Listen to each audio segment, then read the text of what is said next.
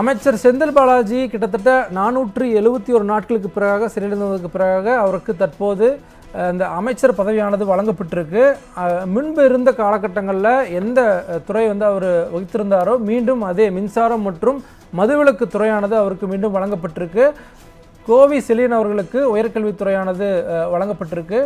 அடுத்ததாக சேலம் ராஜேந்திரன் அவர்களுக்கு சுற்றுலாத்துறையானது வழங்கப்பட்டிருக்கு. இந்த புதிய ஒதுக்கீடுகள் அந்த அறிவிப்புகள் தற்போது வெளியாக இருக்குது. இது குறித்து கூடுதல் தகவல்களை நம்முடைய செய்தியாளர் நந்தினி அவர்கள்ட்ட நம்ம கேட்டு பெறலாம். நந்தினி, வணக்கம். புதிதாக பொறுப்பேற்றிருக்கக்கூடிய அமைச்சர்களுக்கான இலாக்காக்கள் ஒதுக்கீடு செய்யப்பட்டிருக்கிறது. அதற்கான அதிகாரப்பூர்வ அறிவிப்பு என்பது ஆளுநர் மாளிகை தரப்பில் தற்போது வெளியிடப்பட்டிருக்கிறது. 4 பேர் புதிய அமைச்சர்களாக பொறுப்பேற்றிருக்கிறார்கள். அவர்களுக்கு பதவி பிரமாணம் மற்றும் ரகசிய காப்பு பிரமாணத்தை ஆளுநர் RN ரவி செய்து வைத்திருந்தார்.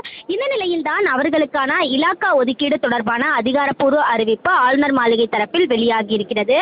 அந்த வகையில் பார்த்தோம் என்றால் கோவை செழியனுக்கு உயர்கல்வித்துறை ஒதுக்கீடு செய்யப்பட்டிருக்கிறது. ராஜேந்திரனை பொறுத்தவரையில் பார்த்தோம் என்றால் சுற்றுலாத்துறை ஒதுக்கீடு செய்யப்பட்டிருக்கிறது.